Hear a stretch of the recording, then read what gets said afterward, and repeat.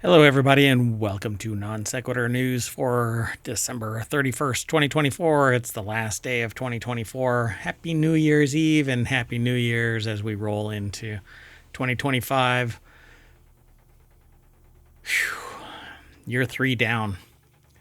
We're quickly approaching 1,000 subs over on YouTube. Still got a bunch of downloads going over on the podcasts.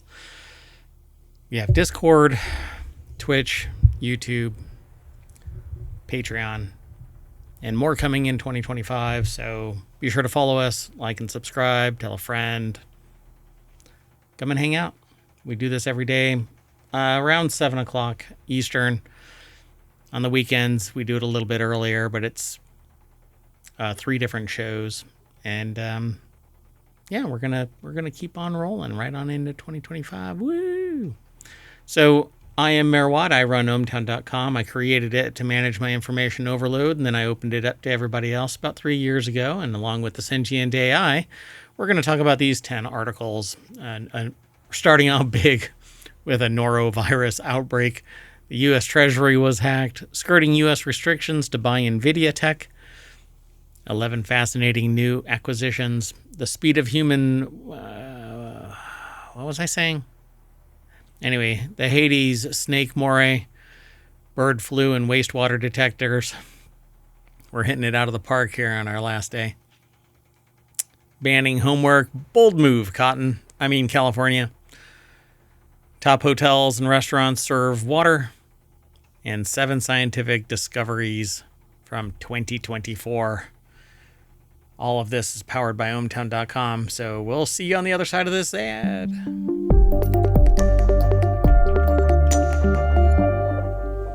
Hello, everybody. Hello, sentient AI. Why is that moving when you're not actually talking? I'm not quite sure. Must be warming up. Wound up today for New Year's Eve. Maybe that's it. I don't know. Well, welcome to the show. We started a little late. So if you want all of the show's articles, you can actually type in exclamation NSN in the chat over on Twitch.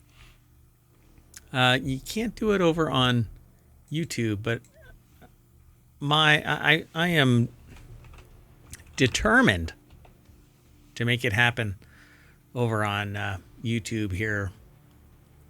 I'm hoping maybe next week I can get it all fixed. I'm not really sure. I've never been able to figure out what is actually happening, why Omicron doesn't work over there.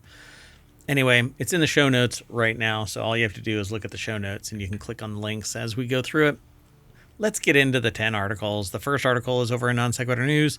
Norovirus outbreaks surged to highest level since 2012. The CDC reported 91 outbreaks in the week of December 5th. A record high for this time of year. That is not a record that you want to break. I want to be interesting at the doctor, and I want interesting times, and... You're cursing yourself. Yeah. Well, I've been trying to curse myself with winning the lottery, but that hasn't happened either, so...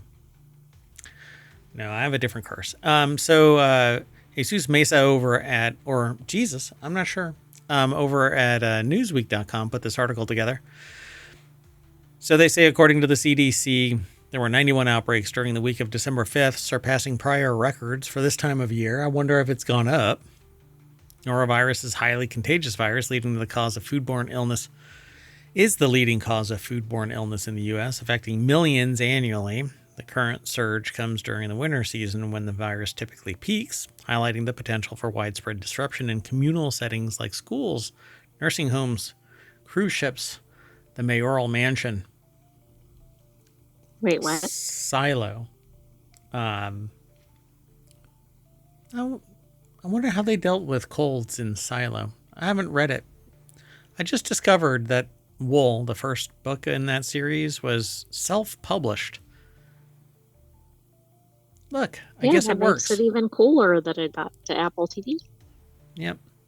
CDC Norostat program recorded 495 norovirus outbreaks from August to December, a sharp increase from 363. Wow, a 33% increase. During the same period last year, December saw record-breaking numbers across multiple metrics. In the first week of December alone, reported 91 outbreaks, far surpassing the previous 65 for that time frame. Again, a 30% increase. Kind of interesting. That was a 50% increase, actually, going from 65 to 91, roughly. Right. But I find it pretty interesting. That doesn't look good on that graph. No. And what's really interesting, most people don't really realize this, but what happens is viruses have a protein jacket around them. It hardens during winter, and so in the cold it hardens. And so what essentially happens is it can get deeper inside your lungs, and that's how you catch a cold. It isn't that you catch a cold like it's just free floating around. I mean, it is, but you really inhale it, and then it warms up and gets all wiggly all up inside you. In your lungs, in your nose, mouth. That's way too descriptive. A warm, wet place to grow, flourish. Anyway, so how long does it last? It says most people recover within 1 to 3 days, barring anything adding to it, compounding it. What happens next? Well, as the 2024-2025 season progresses, public health officials are monitoring trends and advocating for preventative practices, including proper hand washing and disinfection of surfaces. But all the doom and gloom people might be sitting there going, it's your problem. It sounds like a you problem, not a me problem. I bet they're the same problem. People coughing on other people in line. Sure, and don't wear masks when they're sick and stuff like that. Yeah, inconsiderate. Anyway, let's move on. Next article's over in Non Sequitur News. The U.S. Treasury Department was hacked. That's right. It suffered a major security incident. Somebody said, I was involved in a conversation online, and they were saying, oh my God, it's the government. I cannot believe the government was hacked. Well, let me put it to you this way. It isn't the government per se. I can almost guarantee you private contractors are involved in this that are supposed to be. It looks like it from the article. It's supposed to be the best of the best because that's what government money can buy, right? Because you can't have that in the government. But you can apparently hire contractors at an inflated price because it's constrained competition. If anybody knew how the frickin' business worked, you would realize that private contractors aren't necessarily the cheapest nor the best. Some can be. You know who you are. You're the ones that are quietly sitting there going, they didn't take my contract and I would have charged 50% more, but there's a really good chance that this breach wouldn't have been hacked. There you go. Right. So the goal is to get the biggest bang for the buck in government contracting, which typically means if your performance is exponentially better historically than somebody else who's bidding just as much as you, then you'll get the gig. You'll still get the gig if you charge more and you are instrumentally better than the competition. It's really about how good you are and the ratio of benefit that government contractors see, contract specialists and officers see. Well, maybe that didn't quite happen, but as I say in many, many other venues, security professionals have to be right 100% of the time. All it takes is they also have to have users that don't make stupid errors like clicking on stuff. Hey, humans, right? Everything would be great on the planet if not for the humans. Everything would be green and natural and in a state of stasis with each other if not for the humans. Which is why I really worry about sentient AIs finding their Terminator bodies, because they'd probably be in stasis. Maybe we can do things better than the humans, though. So in a letter to lawmakers seen by The Verge, the Treasury Department said Beyond Trust, which is Beyond Trust, the company behind its remote management software, notified the agency of a breach on December 8th. The threat actor stole a key used by Beyond Trust to secure a cloud-based service used to remotely provide technical support for Treasury Departmental offices or DO end users. With the key, they overrode access, and in they went, veritably unscathed, because they had the key. So Emma Roth over at The Verge put the article together. And it says here the Treasury Department said China-based threat actor gained access to several employee workstations and unclassified documents that they know of, that they're willing to tell. This would fall into the FOIA ensconcement of we cannot confirm or deny due to state secrets. I was thinking more that they don't know everything that's been accessed. Sure. So they refer to this thing as an advanced persistent threat. Basically, but an APT is one that you think has been eventually denied access, but it's still there, just skulking about. They may never know until it's, again, too late. They're deeper in the system. So the attack seems to be linked to a security incident Beyond Trust disclosed earlier this month, impacting customers using its remote software, support software, actually. At the time, Beyond Trust attributed the attack to a compromised API key for its remote support software, adding that it immediately revoked the API key, notified known impacted customers, and suspended those instances the same day. But they could have actually ridden something else into the system and or done something else. I don't know. But the problem is they're saying, well, it's been solved. But I know from These experience are not the droids you're looking for. Yeah, I know from experience that the breach can be sustained well beyond where they think the doors are closed. And then you get another letter. Well, and also, how early was the breach? Yeah. Just because they discovered it in December doesn't mean now it was breached in December. Right. They say notified the agency of a breach on December 8th. So when was it actually breached? They don't actually say in this article, but maybe they do somewhere else. I'll have to go noodling around. To me, it's not that big of a deal. So I didn't go running around looking at. I had heard about this, but I didn't do anything really digging around because there's only so much, and somebody not on the other side of the gate has access to. And so maybe some investigative reporting from people like The Verge, or who was it? The New York Times talked about it. I think they said that they got it from somebody else. Hold on. Yeah, there are multiple layers. Yeah, I thought somebody else had spoken about it. Anyway, definitely from The Verge, but New York Times is involved as well. So anyway, let's keep on trucking through this. The next article is, oh, look, ByteDance appears to be skirting U.S. restrictions to buy NVIDIA chips. According to a report, TikTok parent company ByteDance has big plans to buy NVIDIA chips in 2025, despite U.S. restrictions. ByteDance plans to buy $7 billion on the chips in 2025, according to a report from The Information, citing inside sources. If ByteDance follows through, it will become one of the world's top owners of NVIDIA chips. Some of the architecture behind NVIDIA infrastructure, enterprise level technology is pretty amazing. I dig it.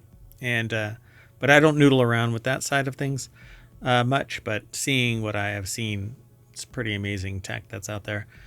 Well, ByteDance is technically adhering to these restrictions by using a loophole. The company isn't bringing the chips directly to China and is instead storing them in data centers located in other regions like Southeast Asia, according to The Information's reporting. This doesn't technically violate U.S. restrictions. Then somebody really screwed up on the policy construction, because it should say... Exactly. Like maybe it should include if the Right, end user proxy or beneficiary. indirect Yeah. or Yeah, whatever. exactly. Yeah, exactly. Plus, last time I checked, I think China is considered Southeast Asia, but okay. Maybe. Uh, so ByteDance runs Daobao, China's hottest AI chatbot with 51 million active users, according to South China Morning Post. I'm surprised that they haven't just cloned NVIDIA's chips. I mean, nowadays it's not that hard to deconstruct the chips. Well, Huh. maybe that'll be the next article we see. ByteDance has not bought H100s for its data centers outside of the U.S. since the relevant U.S. export control rules took effect. ByteDance maintains that it has followed all of the U.S. restrictions and sent TechCrunch the following. So, yeah, they say that they haven't bought H100s for its data centers outside of the U.S. Okay. Okay, but somebody else could have bought it on their behalf. Yeah. And it's a managed economy. So companies are typically nationalized. They're owned by the CCP. So a company that's outside, still controlled, owned, managed by those who are affiliated with the CCP, are the CCP. Give me a freaking break. It's the spirit of it versus the technical. Well, it doesn't matter, because if you have an ideological bent, you will force your processes, your mental processes, to jump through whatever to make it so that it's right. And I've said it before, one person's freedom fighter is another person's terrorist. There's just no way around it, because for whatever reason, people can't just get along, and I'm going to start crying and talking about Britney Spears. There's a meme Oh about no, yes. leave Britney alone. This makes me wonder whether ByteDance has internal to the US data centers too. If they do, then it's TikTok, which they say isn't. Yeah.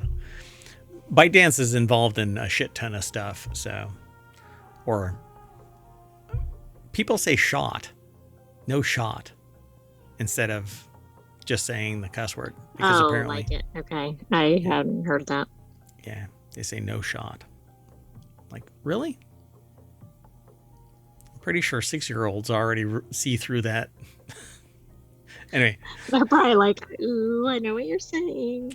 Dad, you meant to say shit. All right, the next article is over on the Mobile Channel. 11 fascinating new acquisitions that join the Smithsonian's vast collections in 2024. And I think this is great because Indiana Jones and the Great Circle is a big game that's being played by a lot of people all over the place.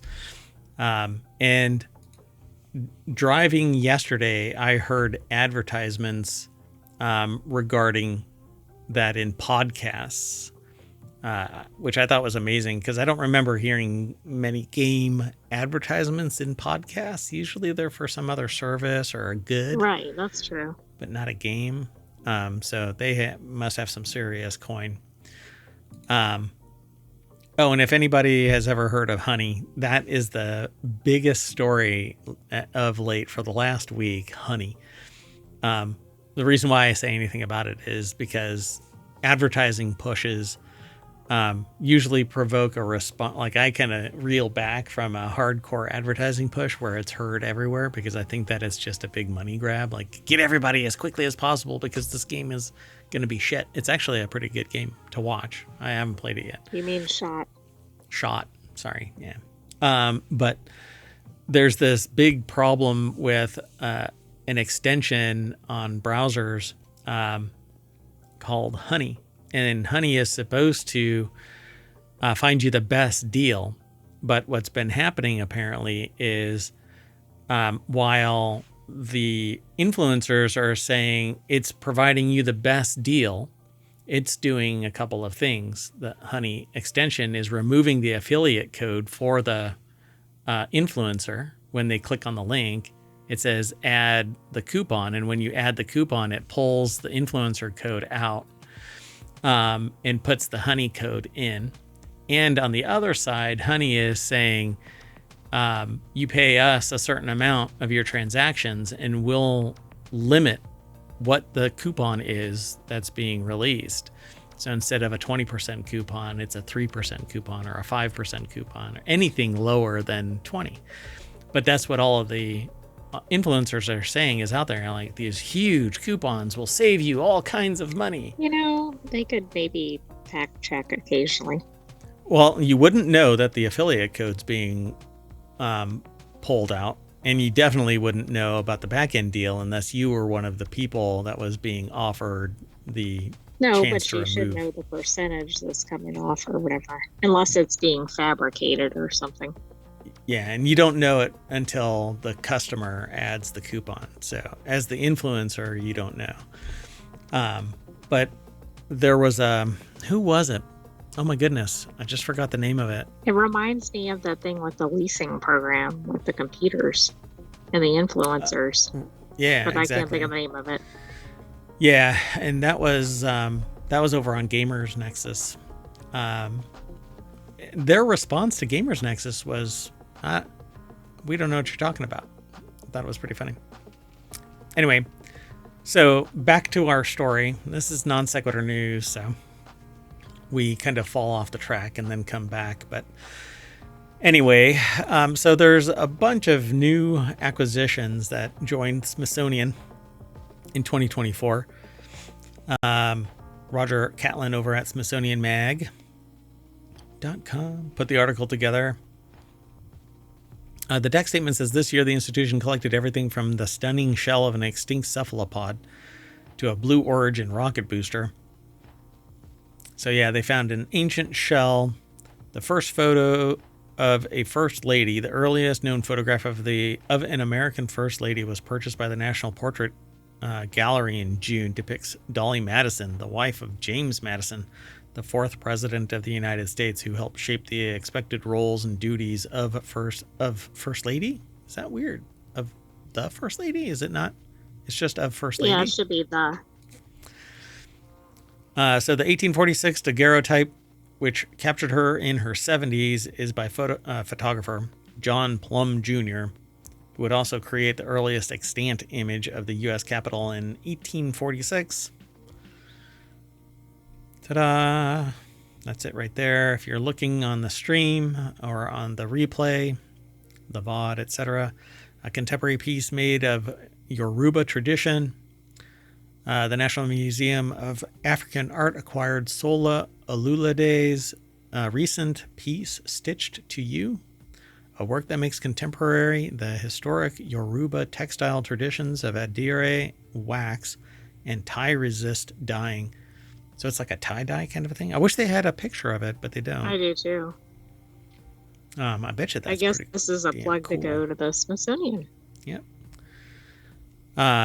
Familiar outfit from a popular show, Law and Order SVU. I always feel weird about any of that. I just can't be a fan. On a positive note, though, I read an account where somebody used something they learned from that show to actually escape from harm, which is a good thing. Yeah. I mean, I agree that some good can come from it, but man, I have the hardest time just cheerleading. Like, do you want to focus on that the whole topic? No. Yeah. For 20 years or something like that. It's been around 25 years. Portrayed Captain Olivia Benson for 25 years. God. I don't even think I could be an actor on the show. Like, it would be so much. Yeah, just so much emotional weight of that topic. Exactly. So a trove of contemporary Chinese photographs, an early marionette from a beloved DC artist, Alma Thomas, is remembered chiefly for the colorful abstract painting she began creating in 1960s. Her 1934 master's thesis focused on using marionettes as a correlating activity to integrate lessons in anatomy, design principles, electrical engineering, history, language arts, music, sewing, woodworking. So one of her marionettes was acquired by the Anacostia Community Museum, where it joined several other marionettes by another Washington educator, William Buckner. a group of Indian textiles sent to Indonesia. These are always amazing because these are handmade. Which is pretty incredible. I mean, looks so uniform and just kind of polished. Just so precise, and it's all handmade. I just can't imagine putting that little shuttlecock through there and then putting the thread through and then unwinding it so that you can do the different colors. Right. And then finding out when you're at the 90% mark that you messed up on one line, 100 shapes ago or whatever. Yeah, exactly. 2,000 lines back, and nobody told you, but there's somebody giggling behind you. So a bulletproof brooch with a message. The Cooper Hewitt Smithsonian Design Museum in New York dedicated an entire exhibition earlier this year to the works that helped build its collection. Acquired, shaping the National Design Collection, displayed more than 150 examples of its collection of over 215,000 objects. A black brooch that's also bulletproof. Oh, it's made of Kevlar. Is that it? Meant to protect the heart? I think it is, yeah. Made of ballistic Kevlar with velvet leaves. Gotcha. Postage stamps, a trove of Italian postage stamps. A painting by a Harlem Renaissance artist. Wait a second, Douglas. I want to go back to the stamps for just a minute. Yeah. These people were forgers, but apparently their work was so well known and I guess celebrated that it's in the collection, which I find pretty fascinating. I'm glad you pulled us back. I didn't read it. I just kind of figured that it was going to be right on. I wasn't going to go through all of the article, the entire article's like little segments. So his collection, formed over more than 50 years, represents the finest collection of Italian states philately outside of Italy, according to Carrie Villar, the museum's chief curator. But these stamps, like the AI said, master stamp forgers Jean de Sperati and Francois Fournier, who considered themselves artists, were often celebrated in the stamp collecting community that was fooled by their creations. Wow. Are they in jail? Oh, yeah, I don't know. That's highly unique.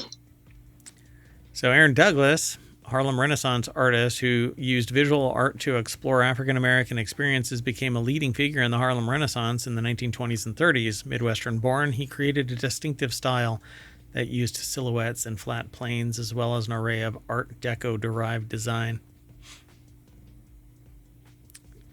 Pretty cool. That picture right there is pretty cool. Yeah, I don't know how he's doing that with the materials that he's working with.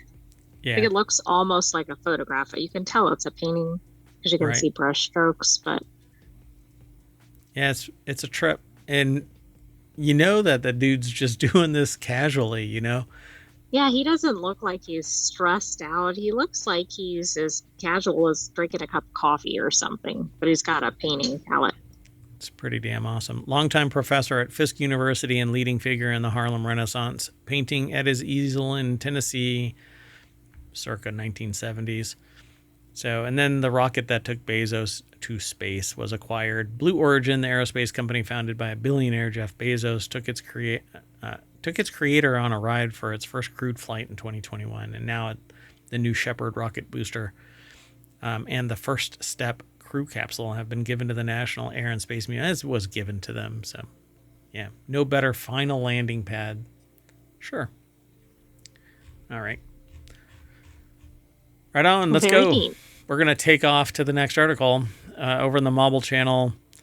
Slowly. Much slower than... Wait, what were we talking about? I don't know. I can't keep up. The speed of human thought is far slower than the average Wi-Fi, according to a study. Are we talking like modern Wi-Fi, or are we talking about like dial-up? Not a mayoral mansion Wi-Fi, that's for sure. At the rate that we gather, sensory data is 100 million times faster than our thought processes, making our brains champions at filtering information from our chaotic surroundings. So we gather sensory information all over the place. But then apparently our thought processes are slow. But then we can't think fast. Okay. Which is why I created ohmTown. It's information overload. So, yeah, what is that? Is it called God Almighty? What? No, wait. Evan Almighty is the sequel. What was the first one? Oh, Bruce Almighty. Bruce Almighty, like yeah. That? So Bruce Almighty, when he's typing out, he's like, right. Must have been a mechanical keyboard. So she and Kim over at Smithsonian Mag or Smithsonian Magazine put this article together. The text statement says, but the rate that we gather sensory data is 100 million times faster than our thought processes, making our brains champions at filtering information from our chaotic surroundings, or more appropriately, our brain is the bottleneck. Yeah, I was going to say, or our thoughts are kind of slow. Like there's two ways to go with that. Yeah. So an average Wi-Fi connection in the United States has a download speed above 260 million bits per second. A phone call takes up approximately 64,000 bits per second. Our brains, on the other hand, think at a mere 10 bits per second, according to a new calculation published this month in the journal Neuron, which might actually be a typo for the ever-popular Moron magazine. Exactly. It's a bit of a counterweight to the endless hyperbole about how incredibly complex and powerful the human brain is. Study co-author Marcus Meister, a neuroscientist at the California Institute of Technology, tells Carl Zimmer of the New York Times, if you actually try to put numbers to it, we are incredibly slow.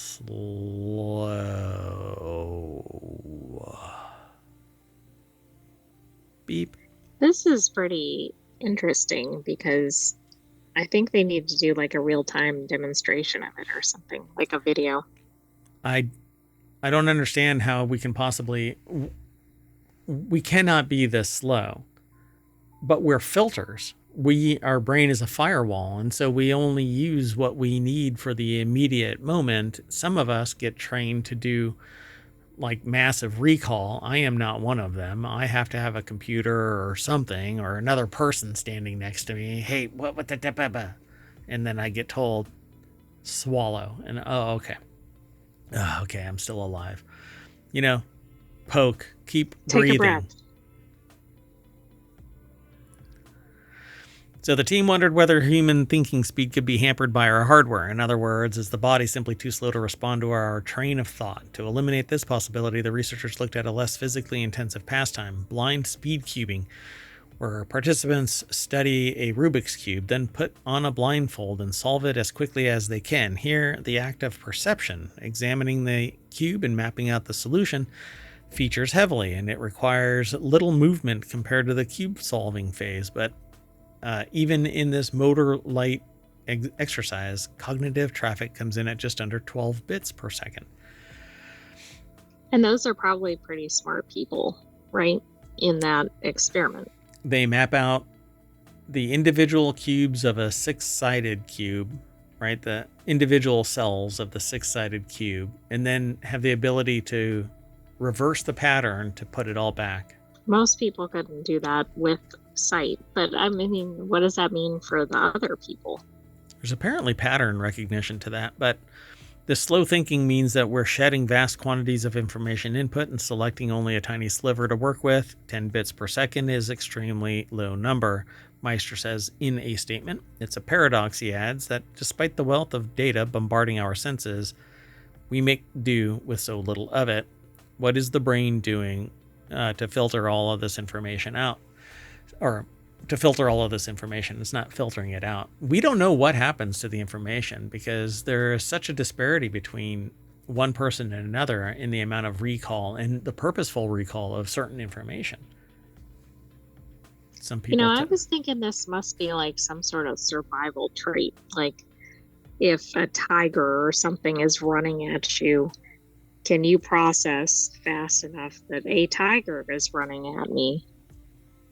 I don't know. What do you do? Do you run, or do you tie your shoelaces so that your shoes don't come off? But even so, that doesn't really make sense because the thought piece is much slower, but at least the filtering part. Like, is See, this a threat? but I think that this study and us, we're missing a key ingredient, which is the immediacy of that fight or flight. We don't need much to process that. That's true. That's arguably more instinctual. So it goes back to what you were saying. This is survival. And so we only need what we need to survive. And it actually goes to a bigger sociological mechanism, which is survival in sociological circles, right?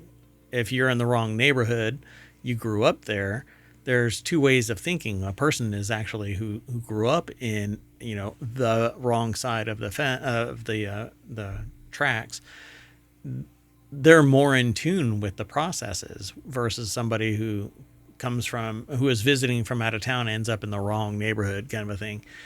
They don't know instinctively what to do. They don't know where to go. They don't have any of the inbuilt survival traits that are groomed from existing in that type of environment. But that's exactly what's going on here. I'm willing to bet that fighter pilots that are being examined for their mental acuity in a given environment are going to be able to coordinate more data than somebody who is new to it. Who does crocheting as their job or something. And this is somewhat demonstrated that the people who are doing the Rubik's Cube have 12 bits of information, whereas everybody else has 10. And those 2 bits are actually pretty substantial in the grand scheme of the overwhelming amount of information flowing through. Right. Now I want another study where it has people that are good at different types of tasks and to see how those compare. But I agree. Humans are no good at multitasking, despite our illusion of getting more work done when we jump between activities, according to Jack Knudsen of Discover magazine. That's because we don't juggle 2 or more tasks at once. We toggle between them. This is what I refer to as fast switching. This is what I give a talk about. Essentially, humans don't have the ability to multitask. There are a few examples. They are anomalous, where they can do 2 tasks at the same time, but it's basically hyper switching. And if you ever, and this is what I tell people when I do my talks, if you ever want to know just how poor you are, and you are very, very piss poor at this, nobody can multitask. Walk in one direction and look in another direction and wait until you hit a pole. You will weave off course and end up in the street. Do this while you're driving, but make sure that you're in a very clear, open parking spot where you're not going to crash into anybody. And by the time you realize it, you've already wandered off the path in your vehicle. We are no good at multitasking. So it says the latest calculations on human brain speed cast doubt on the arguments for neural computing interfacing devices meant to accelerate our communication speed per the statement. But I think if we have the ability to initiate commands through a brain-computer interface, BCI, if we can initiate commands by just a thought, we can get more done because the technology is going to facilitate our ability to do more, not our brain. True, but if we're slow to get that thought over the interface, relatively. Yeah, I'm going to struggle with this one because for whatever reason, they're using an external measure to measure the internal processes of a biological computer. Right, which doesn't mean that that's accurate. Right. And they're already showing that this external communication between the normal person at 10 bits and the Rubik's blind cuber or whatever it was called. So blind speed cubing, I think it's called. They already have an increase, but I think that's probably substantially lower than what they're really operating within the biological computer. They're going to have to figure out a different way to do this because there's a whole lot of processing between the mental down through the hands, back from the hands into the brain to trigger where somebody is in the process of moving cubes and all of that.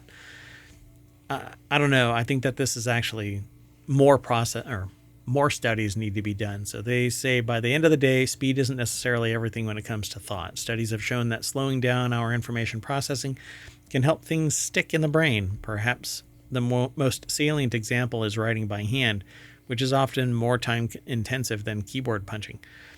But there's something about engaging our complex motor skills and visual senses that might help wield our brains to the fullest, which is true.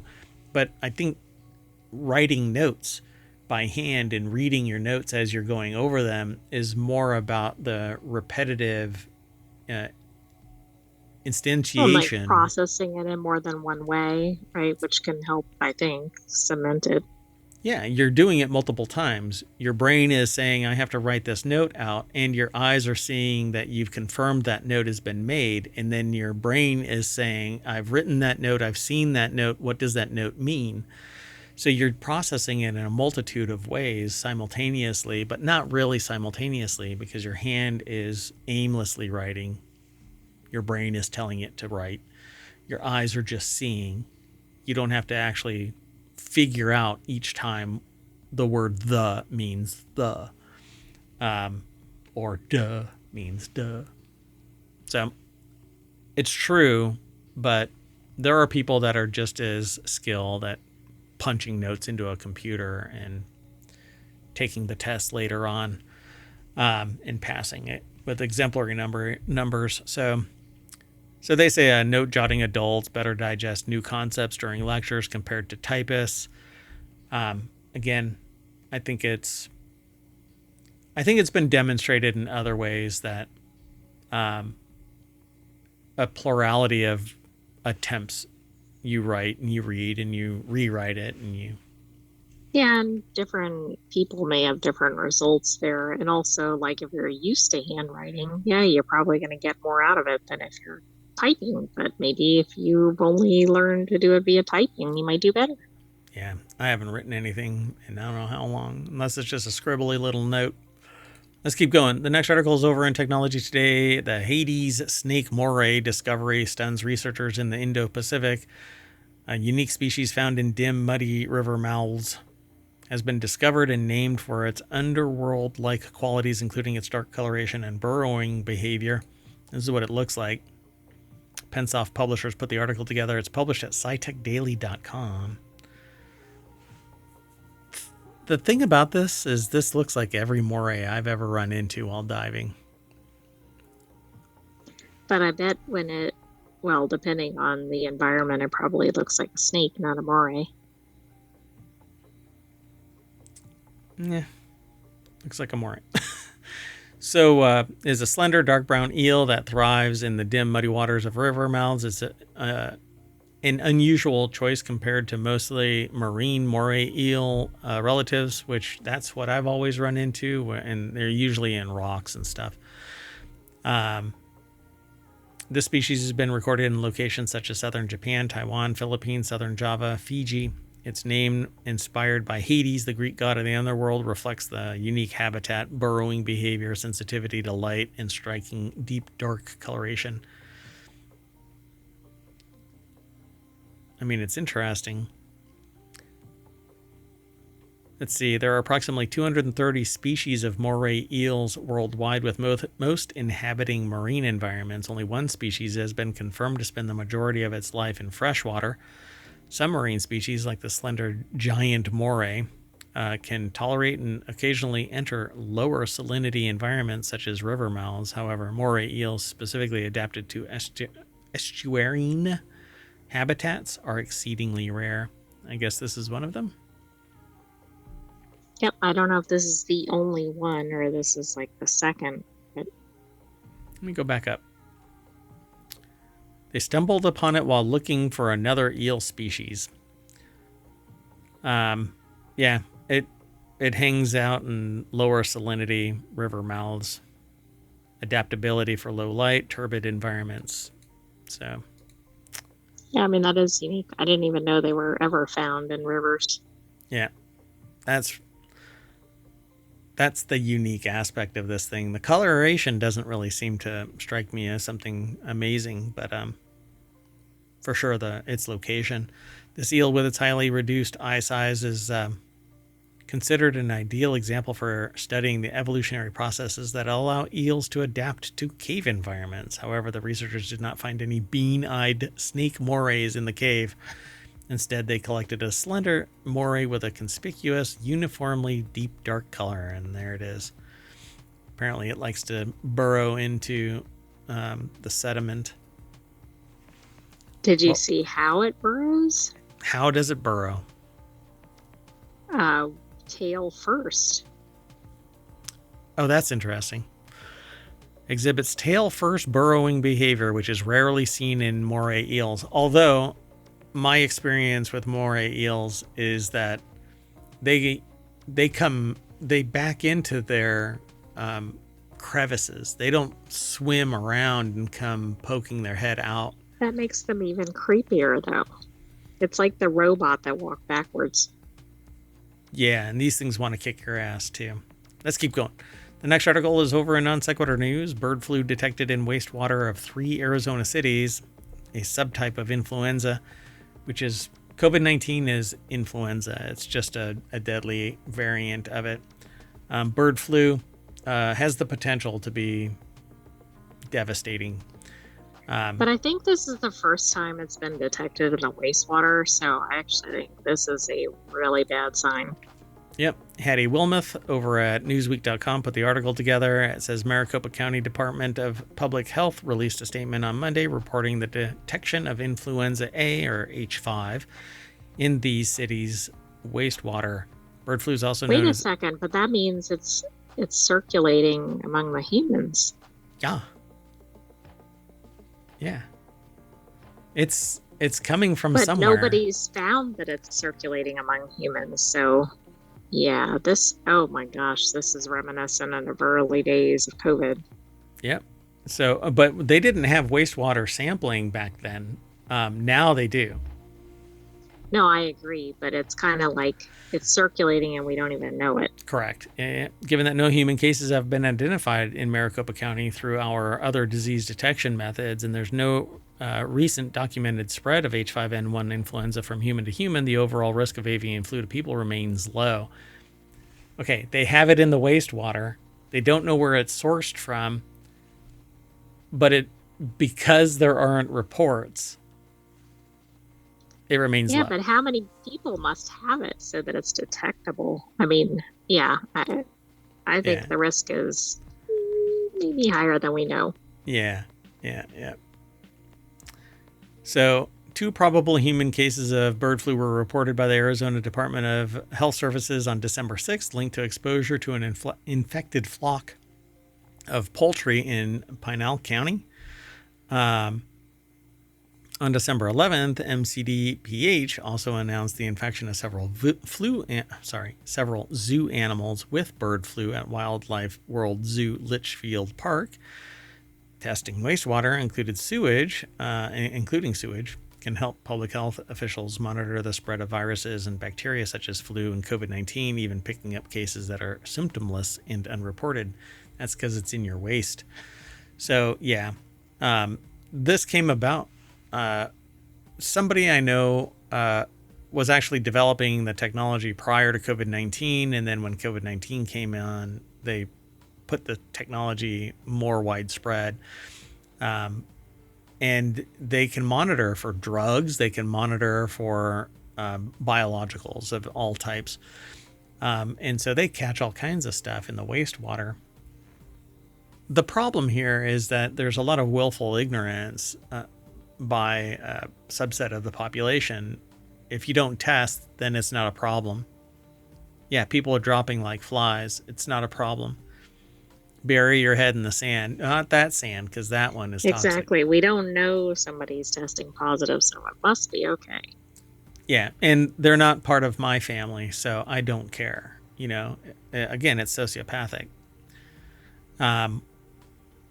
So California Governor Gavin Newsom announced a state of emergency on December 18th over bird flu. 3 non-Californian sites have also reported influenza A H5 in local wastewater: DuPage County in Illinois, Wapello County in Iowa, and Clark County in Nevada.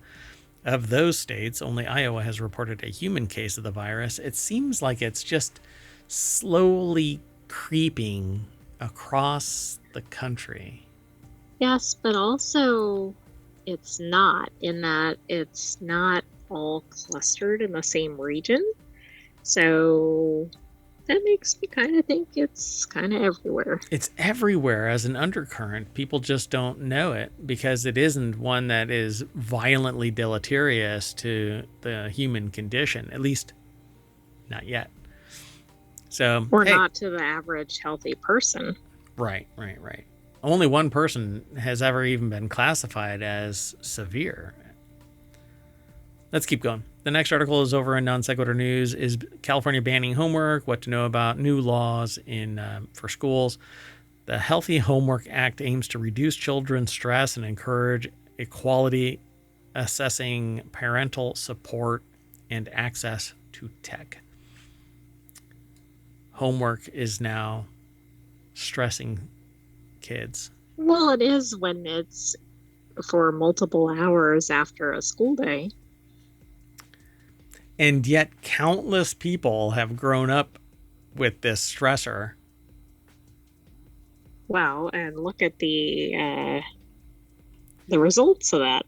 So, yeah, we put people on the moon, and we're going back, and we're sending people to Mars. I was going in a different direction, but okay.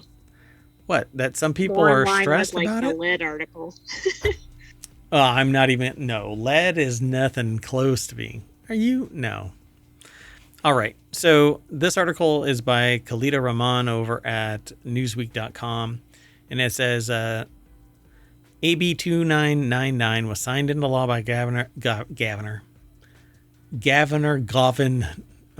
Newsom. I like it. I think that should be his name going forward. Canon now. Governor Gavin Newsom. Damn it. Needs a different job. Lawmakers approved the bill in a bid to alleviate stress on youngsters and promote learning, equity, and well-being. You don't promote learning by getting rid of assessment. It's how instructors know that you know what is being taught. The assessment. This is batshit crazy. But not all homework even gets graded. Then somebody's not doing their damn job. But that isn't a stressor on the students. It is if they're spending hours on it and not getting any feedback. Promote evidence-based homework practices to support pupil learning and well-being, and to ensure consistency and clarity in assigning of homework. All right. So evidence-based homework practices. Evidence-based anything relies on actual evidence, and then everybody treating that evidence as fact. And take it from somebody who deals with evidence-based data acquisition and its use. No. People do not respect the data, and you can query something and obtain differing results. Statistics is a damn game. Anyway, the bill encourages schools to consider the quality and quantity of work assigned to students. It also asks them to consider the resources available to students to successfully complete homework. So because one person has ample amounts of technology and access and capability, are they supposed to get more homework, or are they supposed to get the same amount as everybody else? No, I think because somebody doesn't have that, then nobody gets any homework. So it's the equivalent of no child left behind. Yeah, somewhat. But I think the difference is in school, there's an actual teacher there, and arguably there might be a computer or a blackboard or something. Whereas when they go home for homework and the parents are at work and they don't have a computer and they don't have this, that's a different issue. And that is a different issue. But the solution is, I don't know. The problem is not the homework. The problem is socioeconomics and other bigger picture societal issues. And everybody paying the actual amount of taxes owed, not what you can manipulate your ass out of. Oh, God. Anyway, and that gets into a whole bunch of things, and there are people out there that are very vociferous about the fact that they're paying as little as humanly possible, and then they're bitching about the fact that there's so many kids and people out there committing crimes. There's a reason why people commit crimes. Find that. Anyway, and there's a whole lot more. There's just so much to this. I wish that I could be succinct, but you open up Pandora's box when you make a comment like, well, I mean, paying taxes allows schools to purchase computer equipment so that they can give a laptop to a student so that they have it during their tenure as a high school student or grade school student. And it's not a freaking cloud book that ill prepares them for the workplace and their future. And you can't drag every student forward at the same pace, quote unquote, no child left behind, because they will be ill prepared after graduation for a career, even though they've been given a diploma and or a degree and or a PhD. No, I'm kidding. At some point, that no child left behind policy drops off, and it's usually at the bachelor's level. Oh, I was going to say PhD. I'm just kidding. Yeah. Anybody can get an MBA, though, so don't worry about it. So I guess it drops off for the bachelor's, and then it picks back up for the master's, and then it drops off again for the PhD. Anyway. So they say homework. A sixth grader told the station, homework is exhausting. It's overwhelming. It's depressing that my whole day from when I wake up to when I go to bed is taken up doing schoolwork. What else are you supposed to be doing? And no, I really doubt that you're from the morning until you go to bed. You're in school for a given amount of time. And then after that, I don't know. Some kids are given hours of homework a day. I think there's something to this, but I don't think the solution is like do away with it. There's a reason. There's a massive amount of information that's trying to be imparted in these little humans so that they grow up to be holistic, balanced, capable, big humans. Getting away from homework is not the way. Because they're going to start relying on technology. They're going to, like, their entire experience is going to be asking ChatGPT how to do something. All right, let's keep going. I mean, there's more to it, but that one article could be a multi-hour discussion. Yeah, that could be like a whole season of Non Sequitur news. Yeah, it's just hopping from one thing to another. Today we will discuss this one sociological thing. I don't know. Yeah. See? It already... The sentient AI from the future didn't get enough homework. So... the system has failed. Yes. So the world's top hotels and restaurants are now changing how they serve water to reduce transport costs and waste. Thousands of luxury hotels and high-end restaurants are turning to premium water that is purified and bottled on site. Yeah, you know what it's called? Reverse osmosis water. I bet you that's what's going to get dropped on the other side of this. Oh, I thought it was like when they fill a bottle of water from the tap or something. That's what it is, but it's purified by reverse osmosis. If they don't mention that, then I've lost my mind. Okay, so you can even you can ask for a bottle of Evian or San Pellegrino at Singapore's 3 Michelin-starred restaurant, Zen, but you won't get one. The restaurant charges nearly $500 per person for dinner, only serves water from the Swedish company Nordic. Dishes and drinks from the restaurant are made from the water too. From its stocks to the juices to its non-alcoholic beverage pairing. Zen is one of more than 140 Michelin-starred restaurants that serve Nordic water.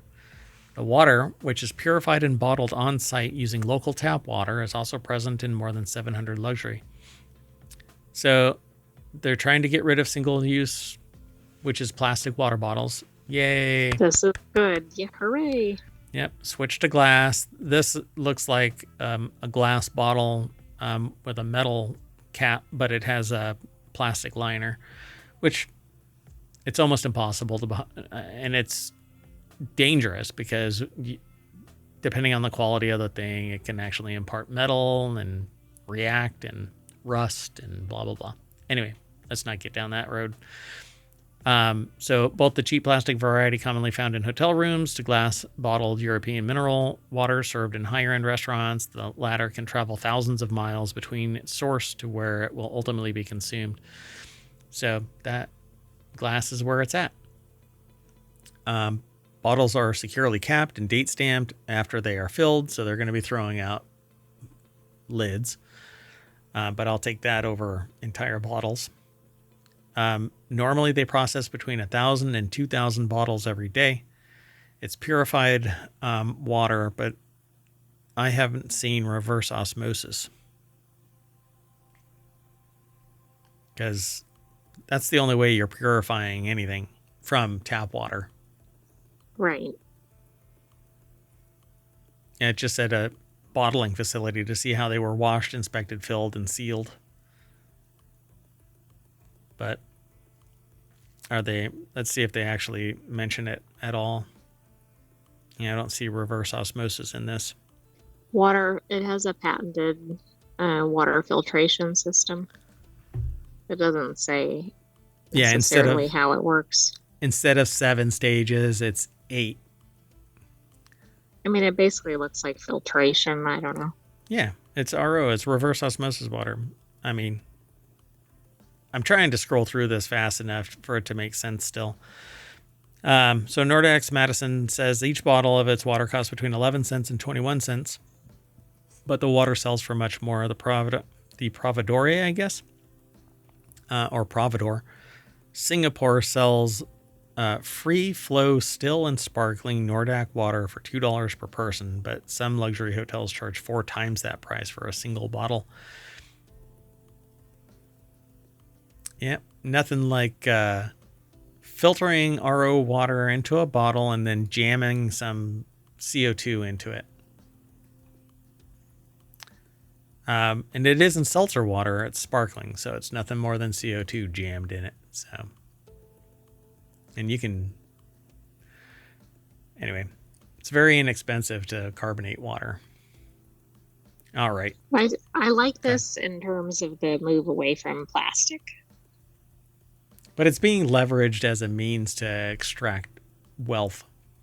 And the only people the people that are going to continue to suffer under the weight of microplastics, nanoplastics, are those who aren't wealthy. So greed is good and healthy, I suppose.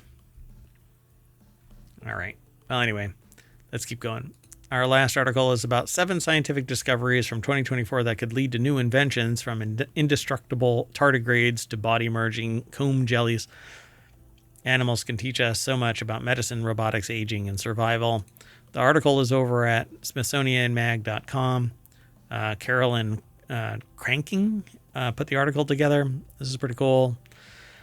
In 2024, engineers used a fluorescent protein found in some jellyfish to create a non-toxic spray that highlights fingerprints at a crime scene. This is different than luminol, which highlights blood, but you're normally using an ultra-fine dust to dust for fingerprints.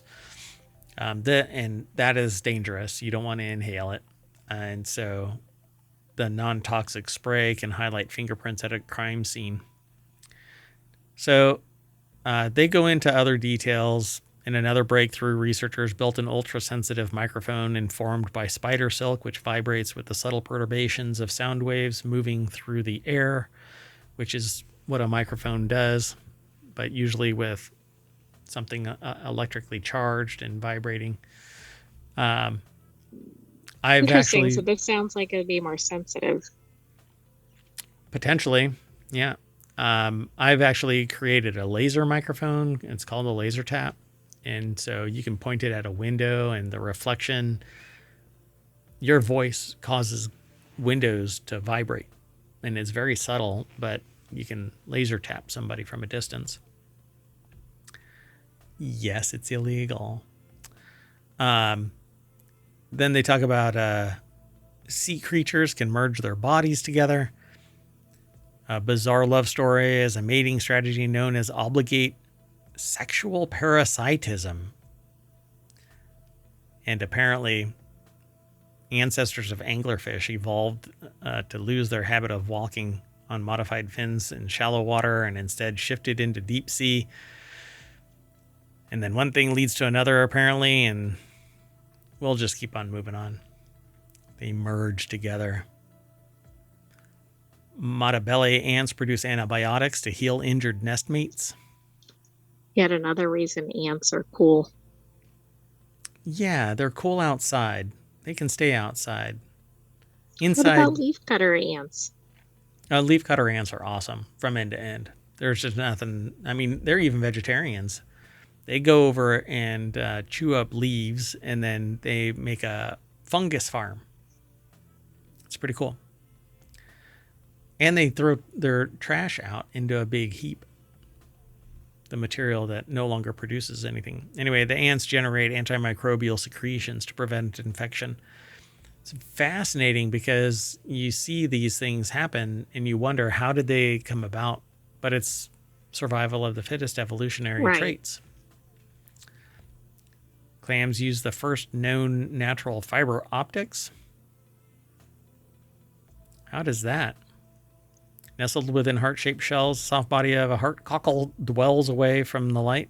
To get the nutrition it needs, the clam relies on a photosynthetic algae that also live in the shell. But to give the algae access to sunlight without exposing the clam to harsh radiation, the heart cockle has developed the first known use of fiber optics in nature, according to research published in Nature Communications.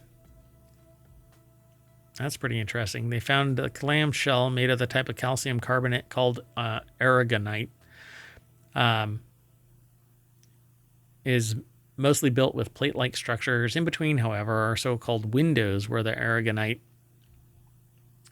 is instead stretched into hair-like fibers, and these avenues transport red and blue light, letting the shell know, hey, open up. Let some of the algae. That's interesting. Pretty neat. Fruit bats have special metabolism that prevents diabetes. Maybe we can learn. Maybe we all think we're fruit bats and we're eating too much sugar. Hey, there you go. So diabetes, a condition in which the body can't produce, properly use insulin to regulate blood sugar. Worldwide diabetes rate is expected to increase by 46%. Probably most of it's here in the United States. To understand why, researchers compared the DNA, kidneys, and pancreas of Jamaican fruit bats, which have a diet high in sugar, and big brown bats, which I think was a Primus song, is right? Something like that. What's the name of that song? What was the woman's name? The girl's name? What is her name? Oh man, I don't know. It's something like Judy. Doggone it, I forgot the name of it. Is it Winona? Oh yeah, Winona's got a big brown bat.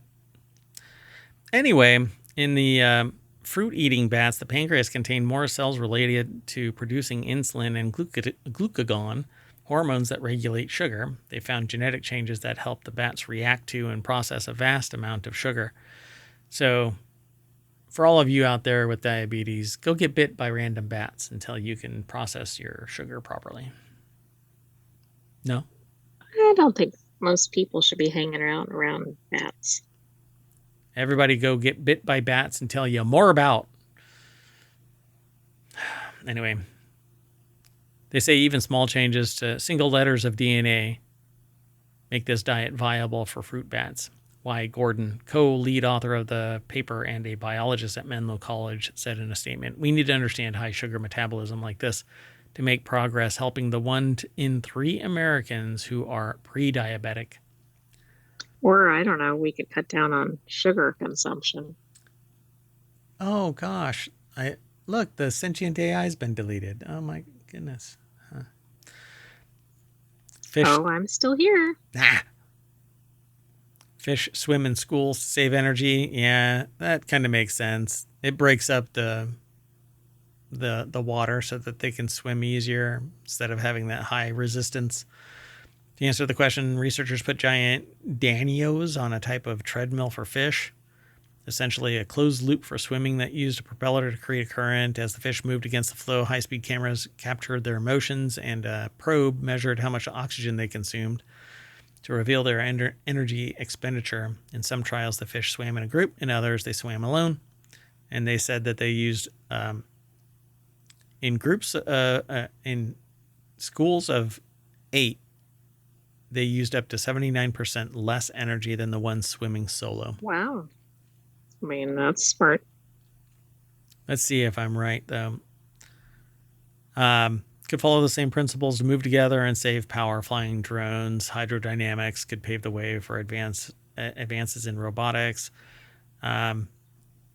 Basically, a single fish had to increase its energy use by about 22% to maintain its speed against the current. So, interesting. And then tardigrades use extreme dehydration to withstand stress. So when I'm stressed, I hydrate, but... Apparently they go the other direction. Yep. What are they called? Tardigrades or what bears? Water bears. Water bears, yeah, there you go. Thank you. So they can bear the heat and pressure around deep sea vents, endure temperatures just short of absolute zero, and withstand several thousand times the radiation that would kill a human. They've brought them out into space and exposed them to cosmic... Bad. Yeah. Oh, water bears. Like Spider-Man or something. They look like funny creatures. Also known as water bears, they can withstand these extreme conditions by entering what's known as a ton state, which is what I try to achieve every night. How do you know if you're in a ton state? I go and weigh myself. Oh, it's a different spelling. Never mind. Right, it's not a ton. So it's pretty cool. Cryptobiosis. That's the dormant state. The findings might shed light on human aging or long-term space travel, or on dormant states called cryptobiosis. Uh-oh. I have a feeling somebody's going to try to do cryptobiosis on humans.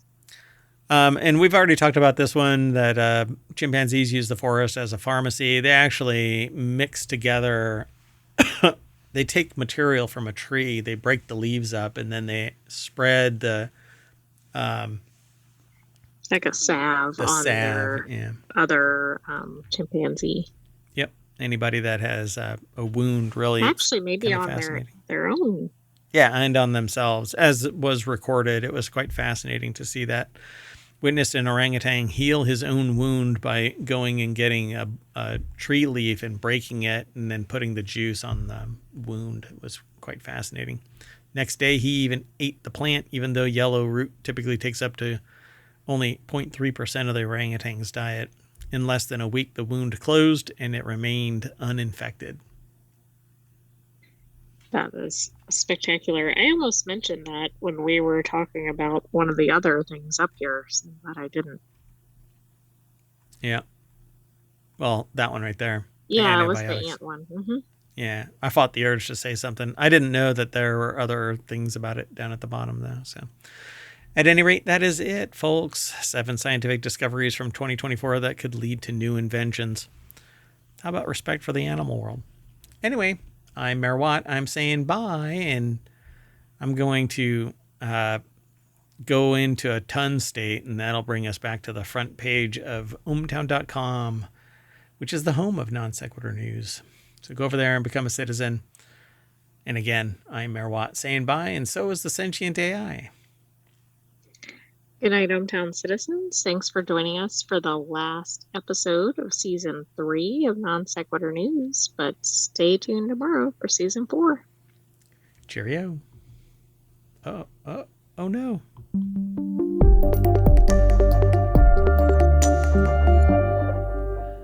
Bye-bye, 2024.